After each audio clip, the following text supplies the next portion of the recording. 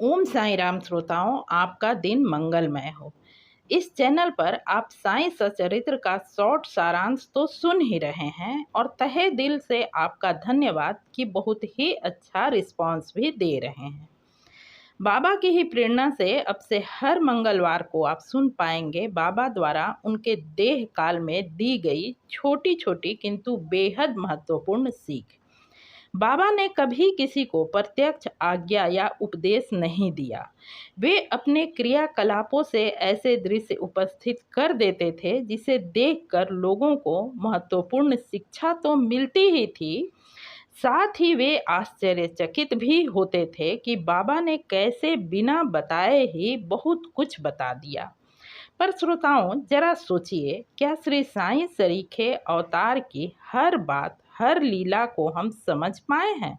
नहीं, बिल्कुल नहीं। आज भी उनकी लीला, उनकी सीख को समझने समझाने का काम जारी है और रहती दुनिया तक यह काम होता ही रहेगा। तो ऐसे ही कुछ कहे अनकहे को अपनी समझ और क्षमता अनुसार मैं आपके सामने रखने का प्रयास करूंगी, जो 5 मिनट से कम समय का ही होगा। अतः आपसे विनम्र आग्रह है कि मात्र इतनी सी समय निकालकर वीडियो को पूरा अवश्य सुने, वरना आप ठीक से समझ नहीं पाएंगे। यूं भी धार्मिक बातें अधूरा सुनना शुभ नहीं होता। आज का सवाल, श्री साईं ने अपने निवास के लिए एक खंडहर से मस्जिद को ही क्यों चुना? श्रोताओं, यूं तो पंच तत्वों पर साईं का पूर्ण नियंत्रण था। उन्हें मानव निर्मित किसी झोपड़ी या महल की जरूरत नहीं थी, पर देह में होने के नाते एक तो उन्हें देहधारियों के नियमों का पालन करना था, दूसरे शिरडी गांव वासियों के प्रेम और चिंता को दूर करने के लिए भी उन्हें अपने निवास के लिए एक निश्चित स्थान को चुनना था। उस वक्त शिरडी में कुछ मंदिरें थीं और उनमें देवीदास तथा कुछ और संत निवास भी करते थे। उस गांव में जब मुस्लिम समुदाय के लोगों की अच्छी खासी संख्या थी, ऐसे में मस्जिद भी अवश्य ही रहा होगा।